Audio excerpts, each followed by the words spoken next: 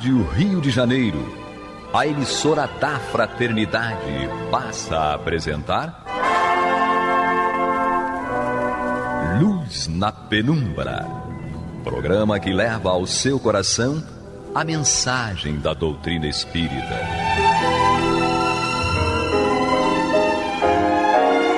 E agora, com vocês, Aloísio Guigino, Fátima Miranda e Eduardo Araújo, para o estudo da obra O que é o Espiritismo, de Allan Kardec. Nossos abraços, amigos ouvintes da Rádio Rio de Janeiro, emissora da Fraternidade, a emissora de toda a família espírita e não espírita. Estamos aqui mais uma vez, eu, Aloísio, com ela, Maria de Fátima Miranda. E comigo, Eduardo Araújo. Muita paz a todos. Então essa trinca maravilhosa e terrível, certo? Nós vamos dando início a mais um encontro para o estudo dessa obra, O que é o Espiritismo, onde nós estamos no capítulo 2, Noções Elementares de Espiritismo, e nós estamos no tópico dos médiuns. E no item 59, nos traz uma colocação que é muito importante para que nós reflitamos a respeito. E Kardec nos diz o seguinte: o médium não tem mais que a faculdade de se poder comunicar, mas a comunicação efetiva depende da vontade dos espíritos.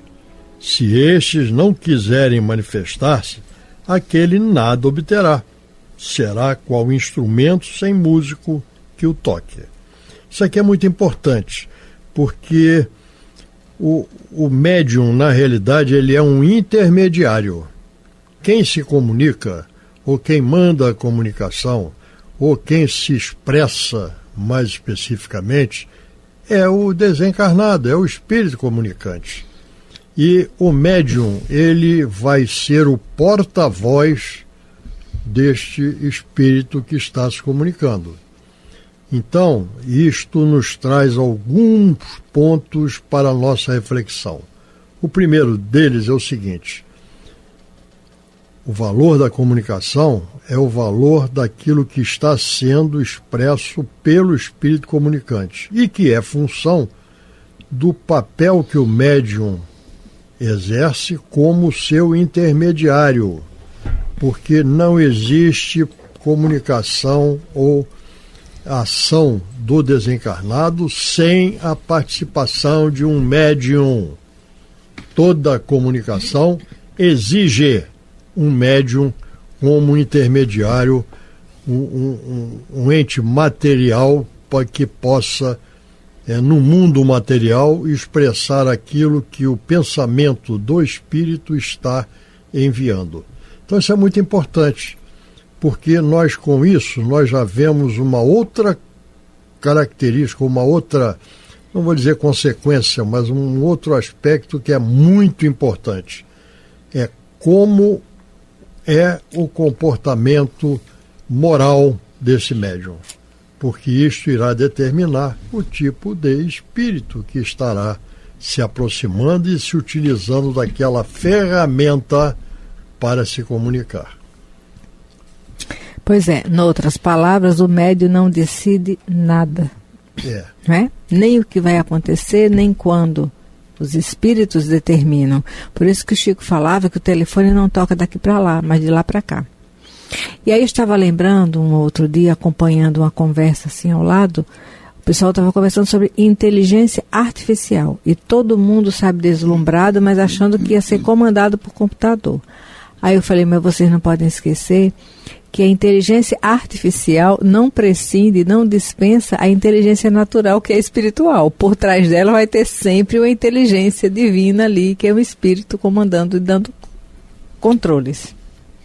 Exato. A gente lembra do livro Trilhas da Libertação, do médium Divaldo Franco, pelo espírito Manuel Filomeno de Miranda, porque alguns médiuns passam por essa situação aqui. E Kardec até fala sobre isso, detalhando mais no livro dos médiuns, quando ele fala do capítulo da perda e suspensão da mediunidade. Porque a mediunidade, ela não pertence ao médium. muitos médios erroneamente acreditam porque se sentem poderosos. Eu não tenho uma mediunidade ostensiva, então não posso avaliar isso na própria pele, mas você percebe que alguns médiuns que produzem determinados fenômenos ou obtêm comunicações com uma maior clareza e profundidade, eles começam a ter a ilusão de que a mediunidade pertence a eles. E eles acham que eles podem dispor dessa mediunidade a hora que quiserem e como quiserem. Isso não é verdade. Basta você ler o livro dos médiuns, né, quando fala lá da perda e suspensão da mediunidade. E nesse livro, o médium que realizava trabalhos disse que seria o Zé Arigó, né, mas no livro tem outros nomes ali, que era o Dr. Hermann Grace, que era o espírito que atuava, e o médium, que eu esqueci o nome dele agora. E esse médium começou a se desviar dos seus propósitos.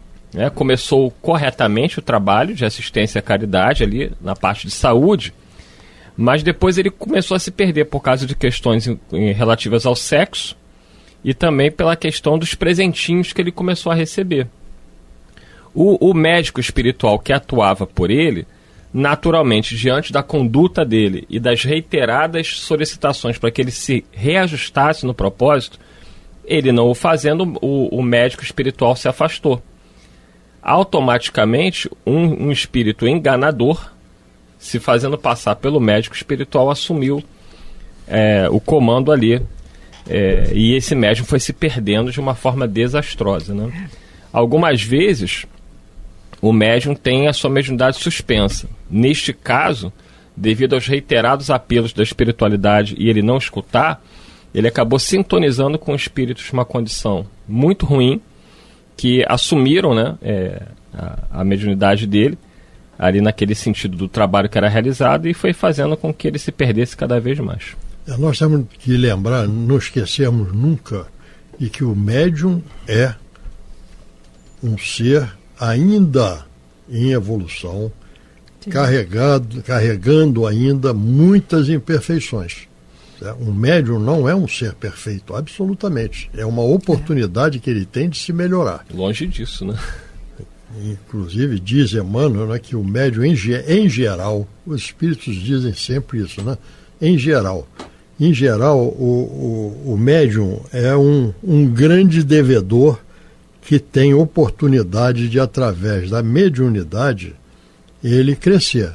Não é uma regra total, mas é uma regra que, como dizem os espíritos, em geral, certo? Então nós temos que ter sempre essa ideia e não endeusarmos médiuns. Esse é um grande problema, porque nós concorremos para a sua queda, né? E temos sempre que ter em mente que o médium é um intermediário. Quem está enviando mensagens é o espírito.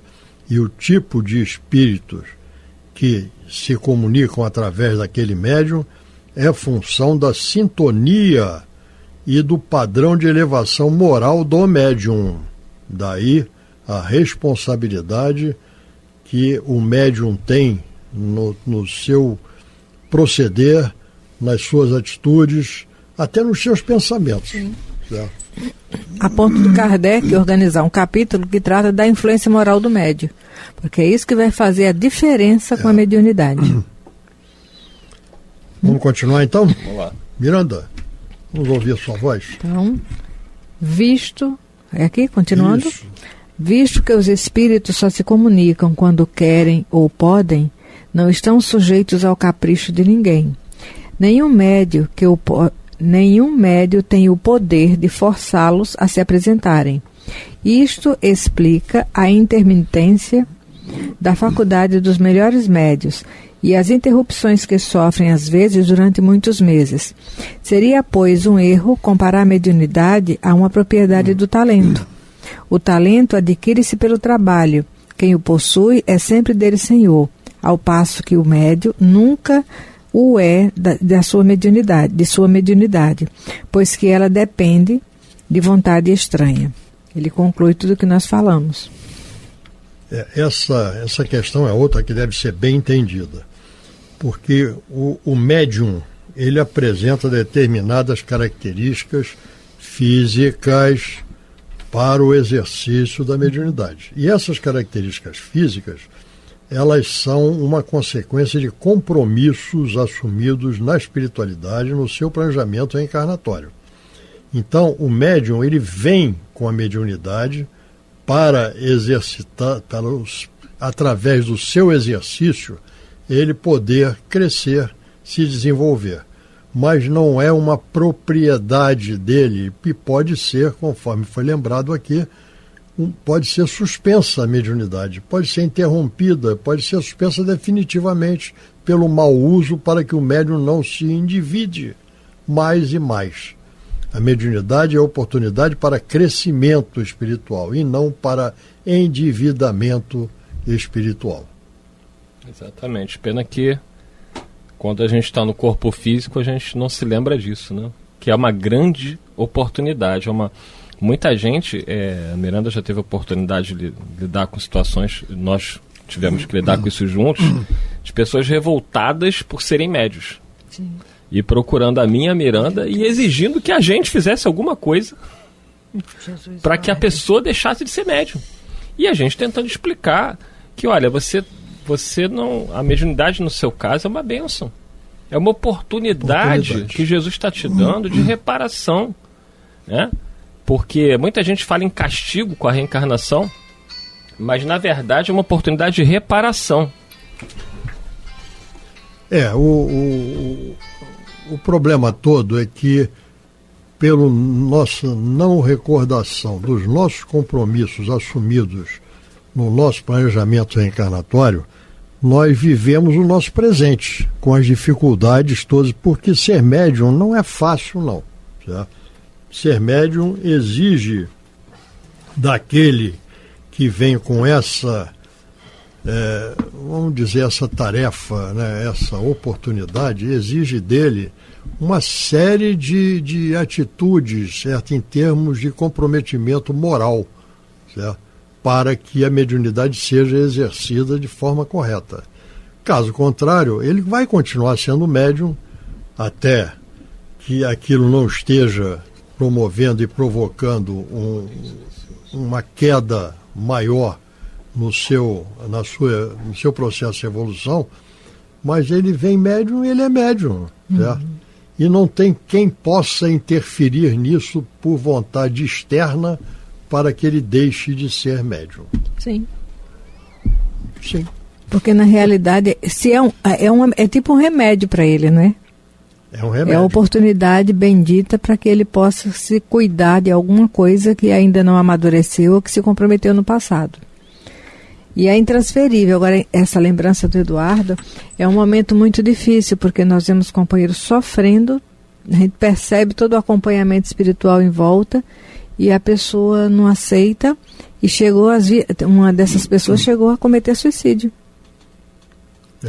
Passou por um processo muito difícil, meu Deus, que Jesus envolva e abençoe onde estiver. Então só tem um caminho. Né? Nós conversamos muito com essa companheira, né, tentando mostrar para ela que, primeiro, que nem eu nem Miranda tínhamos poder de tirar a mediunidade dela. Né? Os espíritos orientaram a ela recebeu toda a assistência da instituição, mas a revolta dela contra a mediunidade era muito grande, a ponto dela ter feito a pior opção possível. Mas é uma pessoa, né, que tem bons valores e está sendo assistida, mas pela rebeldia em não aceitar a oportunidade, como você falou. Ela via essa oportunidade como um castigo. É a questão... Nós reencarnamos e temos que enfrentar as dificuldades da vida física, certo? Para que nós possamos dar a nossa resposta e crescermos espiritualmente. Essa que é a realidade. Certo? Nós não estamos aqui num spa, certo? Nós estamos aqui numa colônia de férias. Nós estamos aqui enfrentando dificuldade. A vida é difícil, apresenta dificuldades.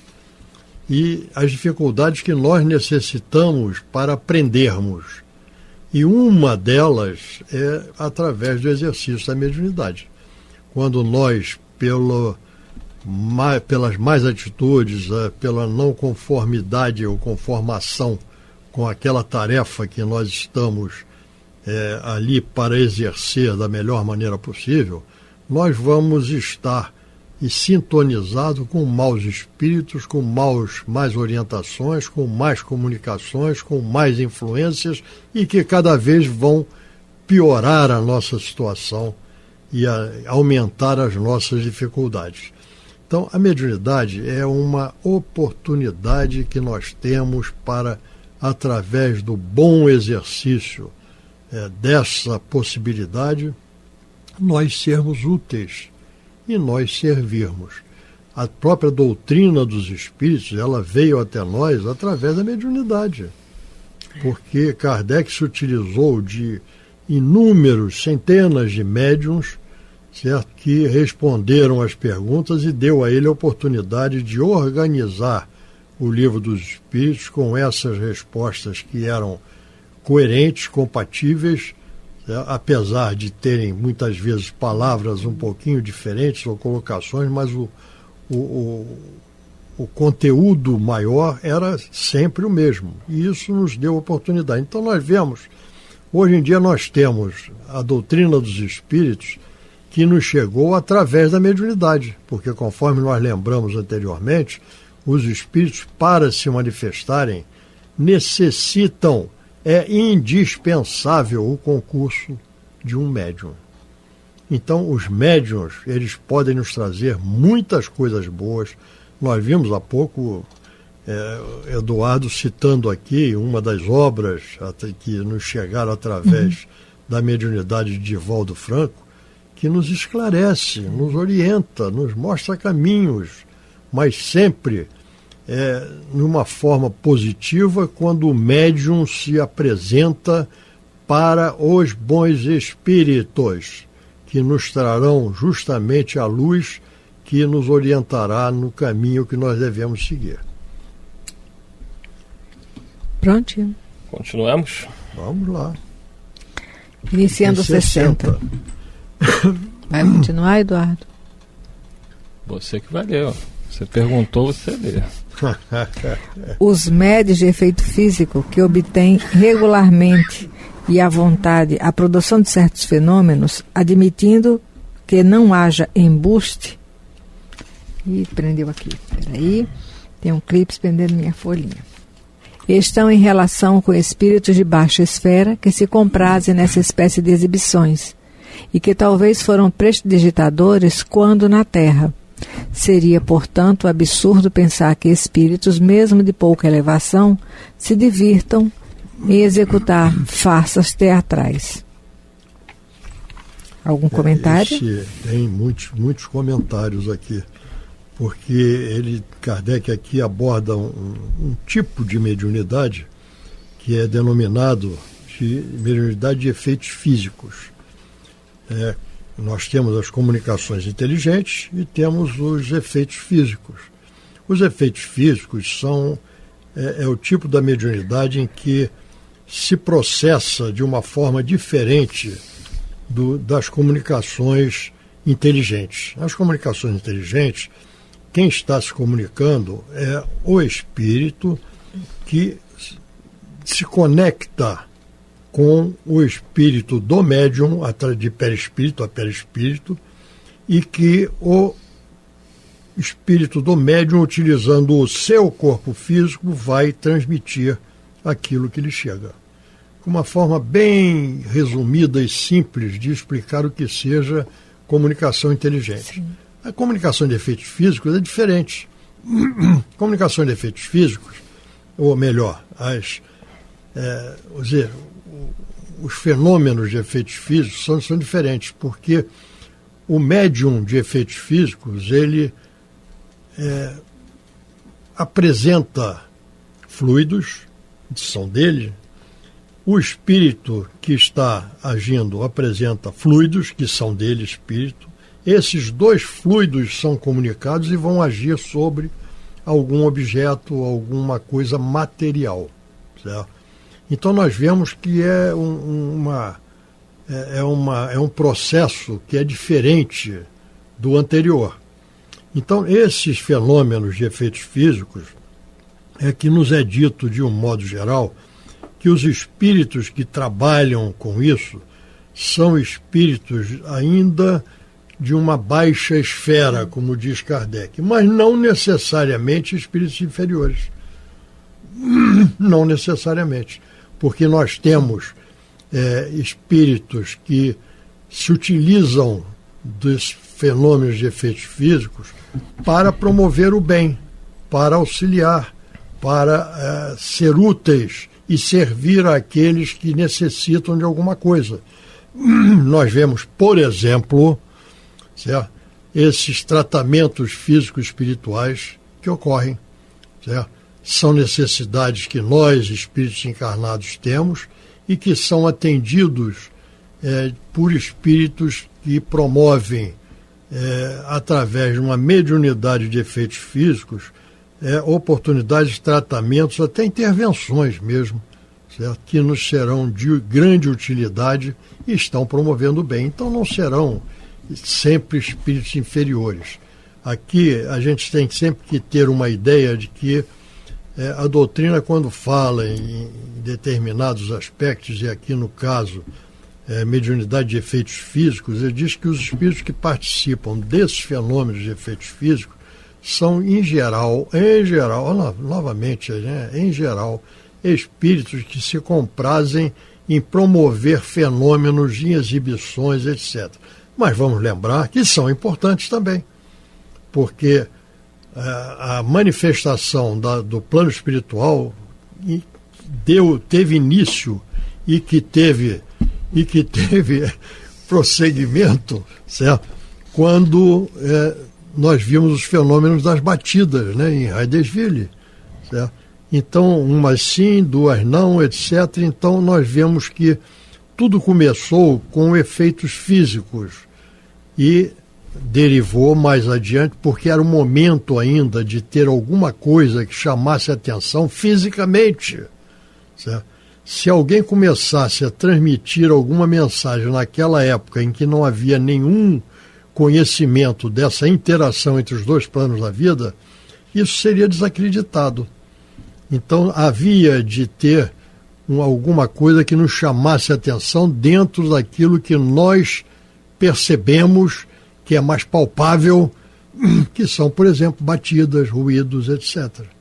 Então, tudo tem o seu momento e a espiritualidade se utiliza daquilo que é mais plausível, mais útil naquele momento para que nos cheguem sempre orientações e auxílio para a nossa caminhada. Eles vão agir dentro da nossa necessidade real, não é? Avaliam e vão agir dentro dela. Dentro das possibilidades da nossa capacidade de percepção disso aí. Mas como a Luísa bem lembrou, né, Kardec está falando aqui de uma outra situação. Hoje em dia, né, nos tempos atuais, os trabalhos os médios de efeitos físicos normalmente são raros, né, mas os que ainda têm e atuam, eles normalmente trabalham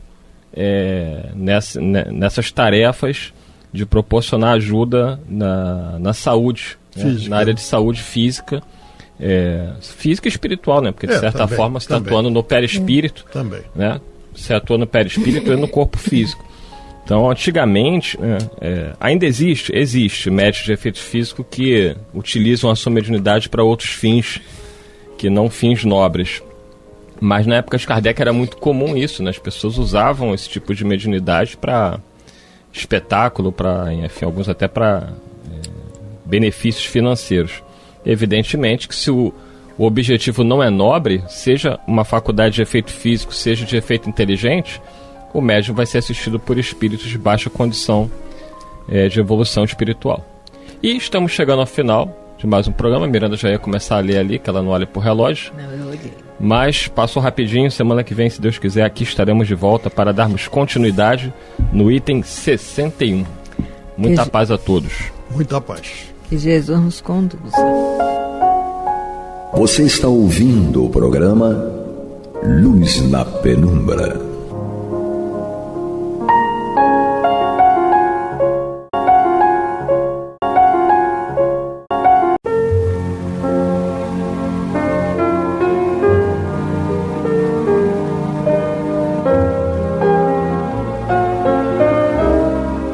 Rádio Rio de Janeiro está levando ao seu lar e ao seu coração a mensagem consoladora da doutrina espírita, através do programa Luz na Penumbra. E agora com vocês, Bill Fabiano e Renato Souza, para comentar os textos da Revista Espírita de Allan Kardec no período de 1859 a 1869.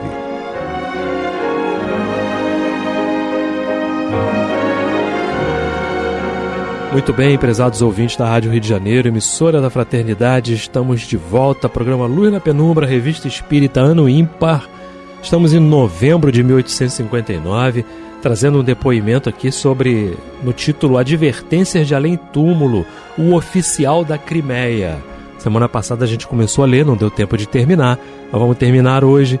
Ele vai falando aqui com um camarada dele lá, né, a respeito de uma prima que apareceu para ele, falando sobre a guerra e tudo mais. Ele disse que viu a prima muito pálida, enfim, né, ele vai trazendo aqui as explicações do que aconteceu e tudo mais. E a gente relembrou da questão da mediunidade de evidência, né, e tudo. Eu e Francisco de Assis, que está aqui com a gente novamente, né, nos auxiliando na condução do programa. Seja bem-vindo, Chiquinho. Mais uma vez, uma ótima noite a todos. Sejam todos bem-vindos e vamos acompanhar essa importante história. Você quer ler?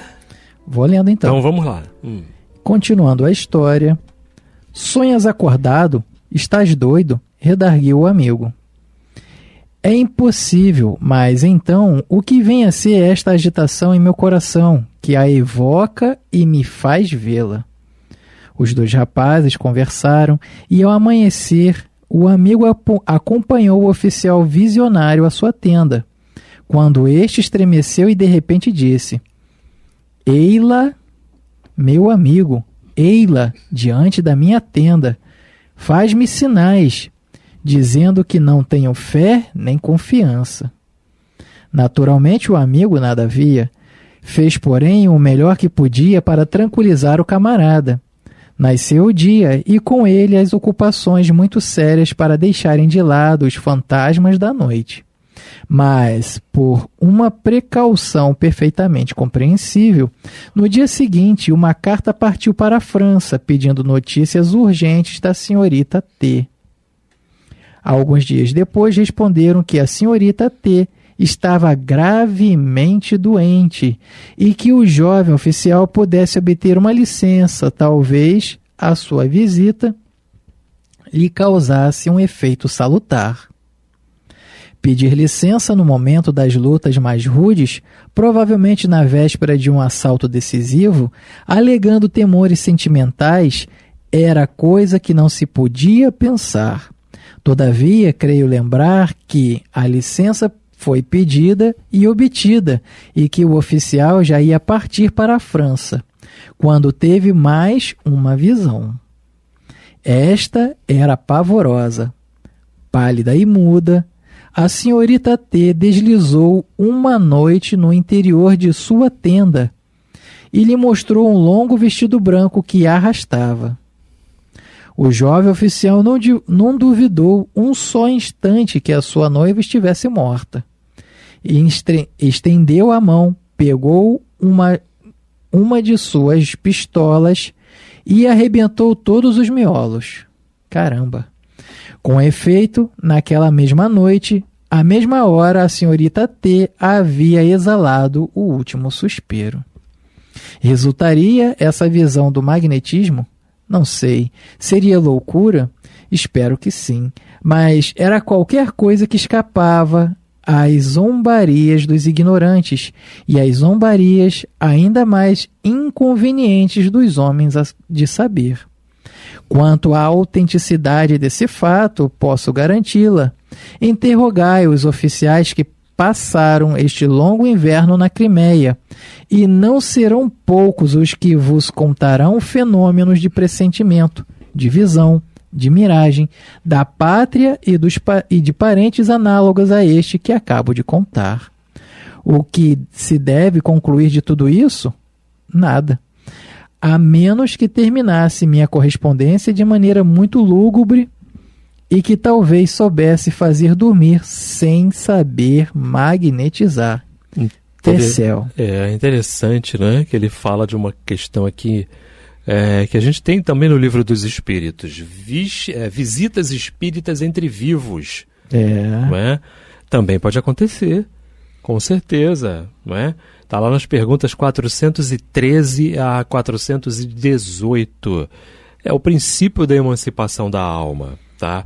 Então você não precisa estar desencarnado para isso, não. Basta tão somente um torpor, ao menor torpor, a alma vai aonde ela precisa ir.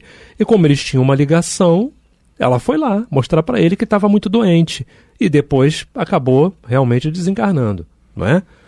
E importante também, né, Renato, que as pessoas que estão acompanhando a notícia, né, entendam o que acontece, o afrouxamento dos laços, isso é perfeitamente natural, mas que acontece uma condição, ela estava gravemente doente, então Exato. Já haveria realmente ali na situação dela o desencarne. Exato.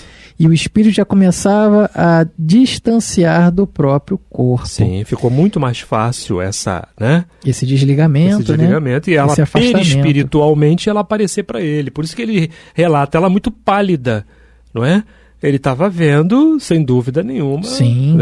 O perispírito. E importante que a primeira mensagem falava que ele tivesse paciência, né? Então Exato. Ela já temia que ele fosse tomar uma atitude grosseira como essa, né? Uhum. Que ele, vendo-a naquele estado, tirou a própria vida, né? Mas como ele falou, o narrador, ou melhor, o escritor colocou, né? Essa é de muitas histórias daqueles que fizeram parte da Guerra da Crimeia, né? Uhum. Sim, com certeza. Bom, tem uma continuação aqui, né? Tem uma continuação aqui a respeito do tema, e aí vai dizendo assim: assim, como dissemos no começo, não podemos constatar a autenticidade do fato, mas o que podemos garantir é a sua possibilidade. Os exemplos averiguados, antigos e recentes, de advertências de além-túmulo, são tão numerosas que este nada tem de mais extraordinário que aqueles dos quais muitas pessoas dignas de fé foram testemunhas. Puderam parecer sobrenaturais em outros tempos, mas hoje, que sua causa é conhecida e psicologicamente explicada, graças à teoria espírita, nada tem que escape às leis da natureza. Não lhe acrescentaremos senão uma só nota, é que se esse oficial conhecesse o espiritismo, saberia que o meio de reencontrar sua noiva não era o de se matar, porque essa ação pode dela distanciar por um tempo bem mais longo do que aquele que tivesse passado sobre a terra. O espiritismo lhe teria dito, por outro lado, que uma morte gloriosa no campo de batalha lhe seria mais proveitosa do que a que se deu voluntariamente por um ato de fraqueza. Eis um outro fato de advertência de além-túmulo, reportando pela Gazette, e aí o outro nome é da Hungria, essa aqui. Arad, né? Arad, enfim, né? Do mês de novembro de 1858. 2 irmãos israelitas de Jek foram, né? Eita, e tem um outro nome difícil aqui, Chiquinho. Grosswarden. Tá ótimo, Renato. Tá ótimo, né? Tá ótimo, é ótimo. Tá ótimo isso aí. Conduzirem num pensionato suas 2 filhas com a idade de 14 anos. Durante a noite que seguiu a sua partida, outra filha de um deles com a idade de 10 anos e que ficara na casa, despertou em sobressalto e contou chorando à sua mãe que viu em sonho seu pai e seu tio, cercados de vários camponeses que queriam lhes fazer mal. De início, sua mãe não teve em nenhuma conta as suas palavras, mas vendo que não conseguiu acalmar a sua criança, a levou à casa do chefe do lugar. e esta lhe contou, né, de novo o seu sonho, acrescentando que havia reconhecido 2 de seus vizinhos entre os camponeses e que o acontecimento se passara na orla de uma floresta. O chefe do lugar enviou imediatamente ao domicílio os 2 camponeses que, com efeito, estavam ausentes. Depois, a fim de se assegurar da verdade, expediu na direção indicada outros emissários, que encontraram 5 cadáveres nos confins de um bosque. Eram os 2 pais com as 2 filhas e o cocheiro que as conduzira. Os cadáveres foram lançados num braseiro para os tornar irreconhecíveis. Logo, a polícia começou as investigações e ela deteve os 2 camponeses designados no momento em que procuravam trocar várias cédulas sujas de sangue. Uma vez na prisão, confessaram seu crime, dizendo que reconheciam o dedo de Deus na pronta descoberta do crime. Olha, isso aí também é aquela questão do desdobramento de você ir lá da premonição, de você ir lá na frente e ver o que está acontecendo, né? Também. Ou ver o que já aconteceu. Também tem isso. O próprio Livro dos Espíritos nos fala sobre essas questões, né, Chiquinho? E há diversos outros relatos, né, que nós podemos acompanhar do ponto comum mesmo, que o espírito desencarna, que uma pessoa desencarna e ela vai pedir ajuda a uma outra pessoa para socorrer uma outra terceira. E depois, quando essa pessoa que vai prestar o socorro vê a primeira pessoa que desencarnou como se fosse aquela que foi buscar ajuda. Não é à toa, né? Nós sabemos. Exato. Não é? Enfim, agora vamos entrar num outro título, né? Os Convulsionários de Saint Médard. É isso aí? É isso aí. Né? Sociedade, 15 de julho de 1859. Nosso querido Francisco vai nos dar um tostão da sua voz. Só um tostão, vamos lá. Sociedade, 15 de julho, 1859. Notícia.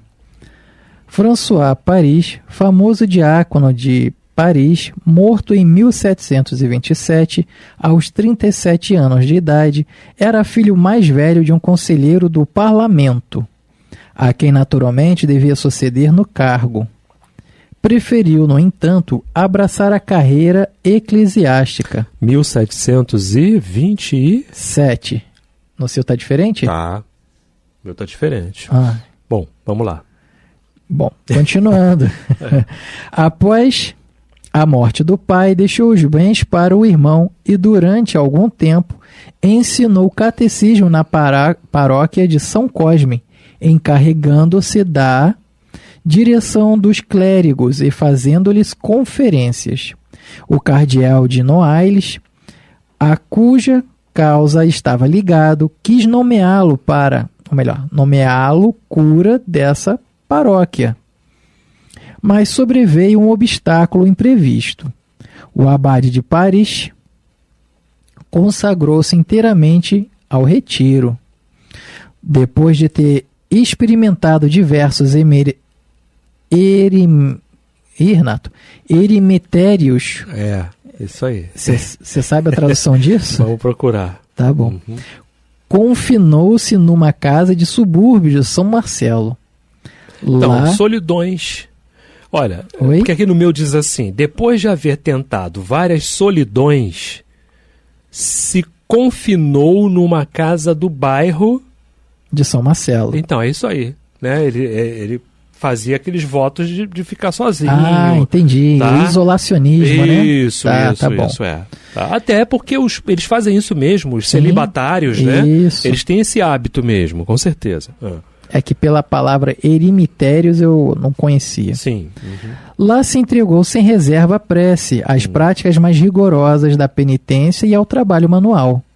Fazia meias para os pobres, que considerava como seus irmãos. Morreu nesse asilo. O O abade Pares havia aderido ao apelo da bula Unigenitus, interposta pelos 4 bispos. Tinha renovado seu apelo em 1720. Opa, peraí, Renato. Ele morreu em 727, tá bom. Assim devia ter sido descrito diversamente pelos partidos opostos. Antes de fazer meias, produziu livros muito medíocres. Dele possuímos explicações sobre as epístolas de São Paulo aos Romanos e aos Gálatas, em uma análise da epístola,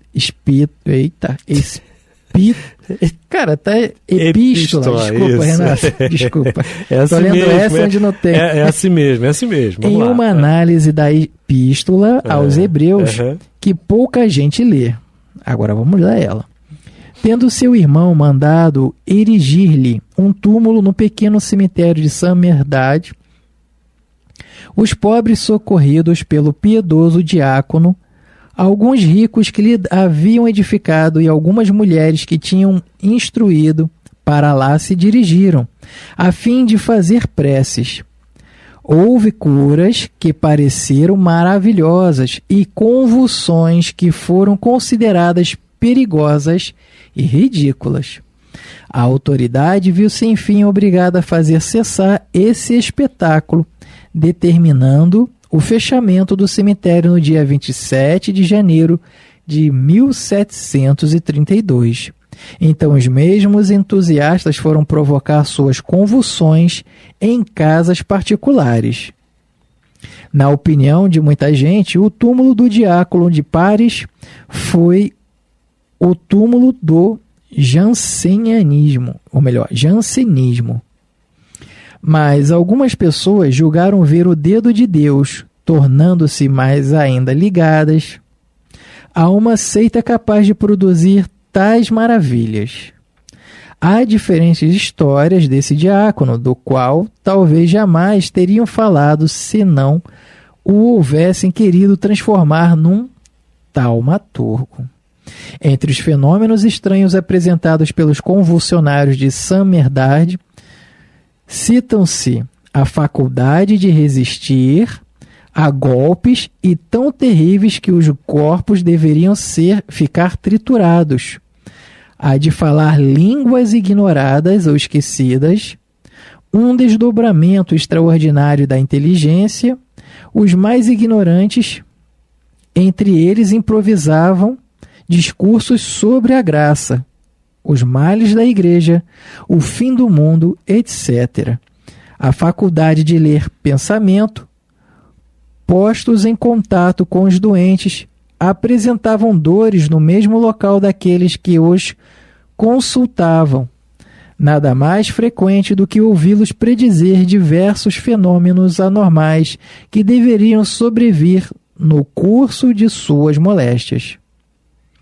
A insensibilidade física produzida pelo êxtase deu lugar a cenas atrozes.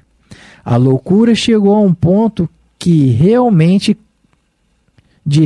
crucificarem vítimas infelizes, a fazer-lhes sofrer todos os detalhes da paixão do Cristo. E estas vítimas, cujo fato é atestado pelas mais autênticas testemunhas, solicitavam as terríveis torturas designadas entre os convulsionários pelo nome de grande socorro.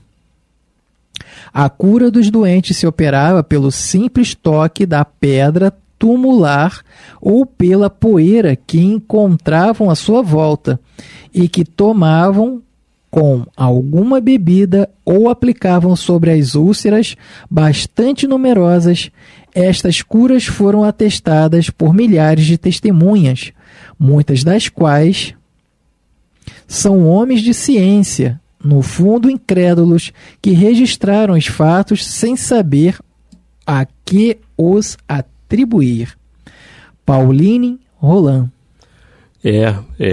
São muitas palavras, né, em várias línguas, no francês, em outras línguas até. E aí a gente que está na leitura, a gente pega... Chega uma hora também que com certeza a vista não dá. Então é Saint Medard, porque tem um M e um acento Dard, né? Saint Medard, né? Com certeza, tá? Que vem falando. Agora aqui ele vem falando assim, né? Notícia, Françoise Paris. Aí a gente não sabe, Françoise Paris, se é, né? O próprio sobrenome dele é o nome lá da cidade. Isso. É o nome da cidade, né? E tudo. E aí vem falando o pároco, né? Não é o pároco, ele fala uma outra, o abade, né? O abade Paris, enfim, a gente é o nome da pessoa, o abade de Paris, da cidade, ou é um nome? Enfim, não ficou muito claro, né, Chiquinho? Eu desconfio que seja o sobrenome, né? O sobrenome dele. O sobrenome dele, né? E aí, enfim, pode ser pronunciado aí. Eu também acho que ele não se refere à cidade. Isso, não se refere à cidade. Né? Não se refere à cidade. Bom, daqui a pouquinho vai terminar o programa, mas eu vou começar aqui então o próximo diálogo do Kardec aqui. São 11 perguntas que ele faz aqui né? a essa questão ainda aqui também dos convulsionários, né? De Saint Medard, enfim. Ele faz aqui. Mas mesmo que você... E tem uma coisa interessante, porque mesmo que em francês você tenha um acento, você não lê o acento. Ainda tem isso, né? Então é Saint Medard. Medard, né? Você não pode ler. Medard, né? Não pode ler. Enfim, é complicado mesmo. Mas vamos nós. Né? Tem aqui perguntas e respostas, Chiquinho. Né? Você fica com as perguntas e eu fico com a resposta. Então, número 1, evocação do diácono. Aí aqui já tem um acento e lá no outro não tem. Entende? Né? Diácono Paris. E aí eu vou dizer, é a cidade Paris ou é Paris? Então, eu vou falar conforme está escrito aqui, tá? Evocação do diácono, né? Do diácono Paris. Estou às vossas ordens. 2. Qual é o vosso estado atual como espírito? Errante e feliz. Errante a gente já explicou, não é? Espírito que está aguardando uma nova oportunidade de reencarnação e tudo mais. 3. Tivestes outras existências corporais depois daquela que conhecemos? Não, estou constantemente ocupado em fazer o bem aos homens. 4. Qual foi a causa dos fenômenos estranhos que se passaram entre os visitantes de vosso túmulo? Intriga e magnetismo. E tem uma nota. Aqui vai dar tempo de ler a nota e o restante das perguntas a gente vai ler no outro programa, tá? Então a nota diz o seguinte, ó. Entre as faculdades das quais eram dotados os convulsionários, se encontram sem dificuldade as quais o sonambulismo e o magnetismo oferecem numerosos exemplos. Tais são, entre outras, a insensibilidade física, o conhecimento do pensamento, a transmissão simpática das dores. Não se pode, pois, duvidar que esses crisiacos, né, não estivessem numa espécie de sonambulismo desperto, provocado pela influência que exerciam uns sobre os outros, com o seu desconhecimento. Eram, ao mesmo tempo, magnetizadores e magnetizados. Interessante, né, Chiquinho? Sim, e uma vez que você cria a condição, né, da questão da própria cura, como eles falavam, né, alegavam a cura através do toque da pedra ou da poeira, ficava induzindo um ao outro, como um tipo de hipnotismo, né? Sim, sim. Uhum. E eles todos se sugestionavam a receber lá a influência. Só que, de certa forma, segundo eles, as curas eram operadas, né? Sim, sim, com certeza. Né? A doutrina guarda também, né? Essa questão dos médiuns convulsionários, tem comentários, né? É só ir procurar lá também, né, no próprio Livro dos Espíritos, perguntas 481 a 483, porque fala do sonambulismo, fala da emancipação da alma, fala de todas essas questões, né?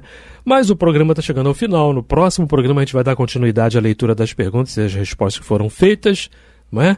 Para a gente terminar e fechar essa parte aqui que estamos estudando. Tá ok? Chiquinho, obrigado pela sua presença.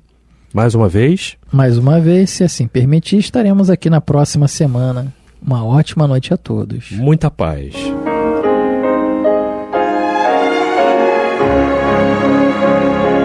E vamos ouvir agora a prece de encerramento de nosso programa, na voz de Geraldo de Aquino. Jesus, dá-nos coragem para a luta, piedade para os insultos e misericórdia para as injustiças e ingratidões. Limpa nossa alma de inveja e ambições mesquinhas, de ódio e de vingança o nosso caminho. E que dentro em pouco, ao recolher-nos de novo ao calor do nosso leito, para que o sono nos dê a paz e o esquecimento das tristezas humanas, possamos sentir, Senhor, no mais íntimo de nosso ser, a doçura indefinível do Teu amor e a grandeza incomparável da Tua divina presença. Que assim seja.